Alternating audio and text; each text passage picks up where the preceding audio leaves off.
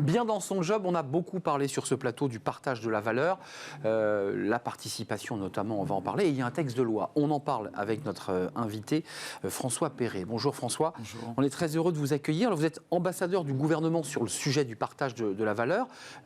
Thibault Langsad portait aussi ce sujet. Vous partagez, je crois, avec Thibault Langsad et une femme, une nouvelle d'ailleurs qui était Carole Couvert auparavant. Aujourd'hui, c'est qui? Agnès Bricard, qui est l'ancienne présidente du Conseil de l'Ordre des experts comptables. C'est ça, Agnès Bricard. Et vous portez ce sujet. Texte de loi, on le sait, présenté en Conseil des ministres. Alors vous êtes très prolifique sur ces sujets parce que j'évoquais votre livre. Non, votre salaire n'est pas l'ennemi de l'emploi qui est sorti chez Duno, puis vous avez écrit beaucoup d'autres livres et d'articles, et vous êtes le directeur général de Pacte PME. Un mot sur ce texte. Il s'inscrit, il faut quand même le resituer, dans un contexte d'inflation, de tension sociale et de mouvement social. Est-ce que ce texte partage de la valeur résout le problème de la répartition de nos richesses? Il ne faut pas demander plus à ce texte que ce qu'il peut offrir, mais il offre déjà pas mal de choses. Il y a un certain nombre d'avancées quand même importantes, je dirais dans deux directions. Je dirais l'ambition de généralisation des dispositifs de partage de la valeur et puis l'objectif de simplification qui prévaut depuis la loi Pacte finalement, de faire en sorte que la complexité n'apparaisse pas comme un frein au développement des dispositifs dans les entreprises.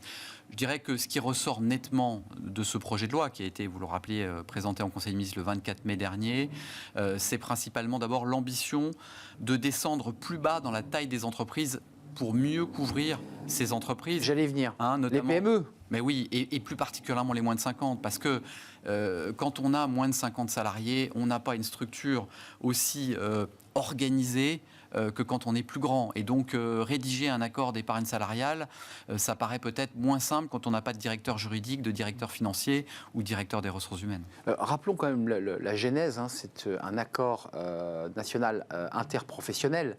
Alors, il n'a pas été validé par tous les syndicats, je crois que mais presque.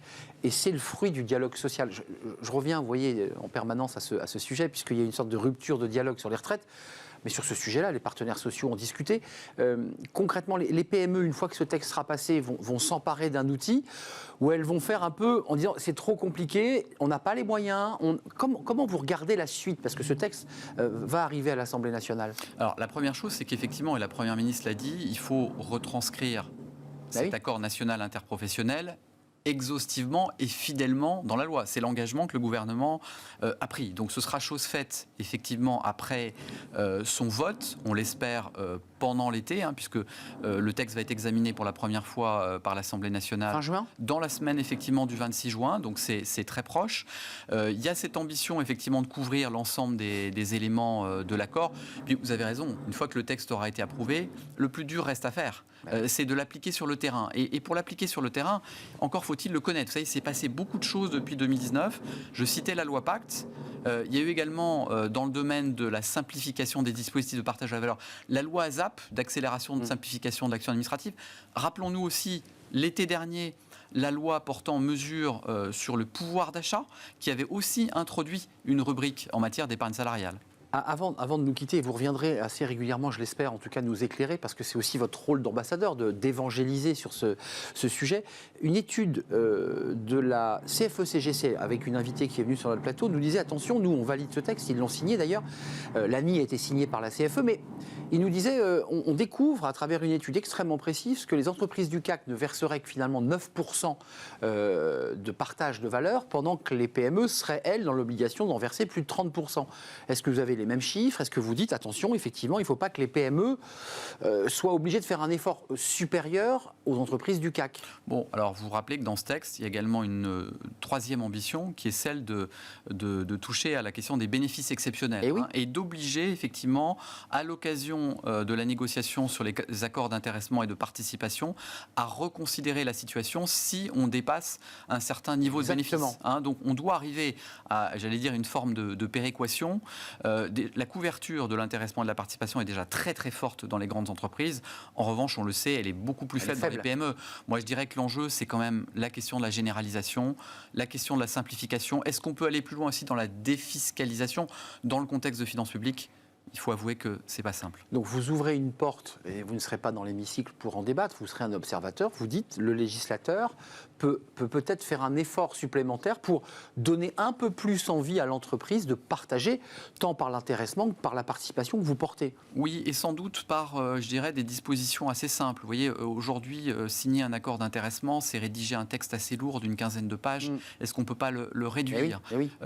Spécial PME, quoi. Spécial PME. Déposer un accord d'intéressement, c'est aussi se présenter devant l'autorité administrative avec un contrôle.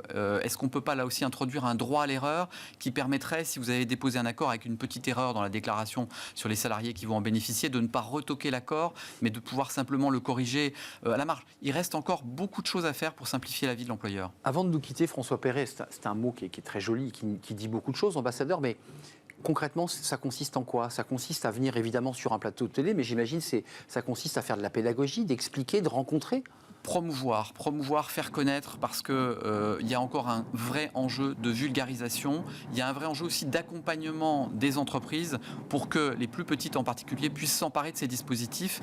En un mot, j'ai remarqué depuis quelques années que je fais ce travail d'ambassadeur que généralement essayer un dispositif d'intéressement et de participation, c'est l'adopter dans la durée. Oui, il y a une fidélité. On ne l'abandonne pas. On ne l'abandonne pas une fois qu'il est là, mais encore faut-il le mettre en place. Et des enjeux, je le redis, de pouvoir d'achat liés à l'inflation avec des salariés les entreprises ont fait ce qu'elles ont pu et qui va permettre peut-être d'améliorer le quotidien mensuel des salariés. C'est quand même ça l'objectif. Peut-être en essayant de ne pas tout mélanger non plus, parce qu'il y a d'autres instruments pour augmenter le pouvoir d'achat des Français. Il ne faut pas perdre de vue que le partage de la valeur a été conçu dans une logique aussi d'épargne, de financement de l'économie française. Donc c'est plutôt, dans mon esprit, un pouvoir d'achat différé sur du long terme. Pouvoir d'achat immédiat. Vous avez raison de le préciser, c'est du long terme. On capitalise aussi sur des comptes, effectivement, organisés par l'entreprise. Merci François Perret d'être venu nous éclairer. Puis lisez ce livre, d'ailleurs il est au cœur des enjeux de notre émission. Peut-être venir nous en parler aussi dans un grand entretien. Non, votre salaire n'est pas l'ennemi de l'emploi. Sujet au cœur de l'actualité, sorti chez Duno en 2022. Merci de nous avoir rendu visite, ambassadeur du gouvernement, sur le sujet du partage de la valeur. On tourne une page, on fait de la philo, encore que le partage de la valeur, c'est presque un sujet philo, mais on va parler du regard, le regard des autres en entreprise. C'est un sujet philosophique et on en parle tout de suite.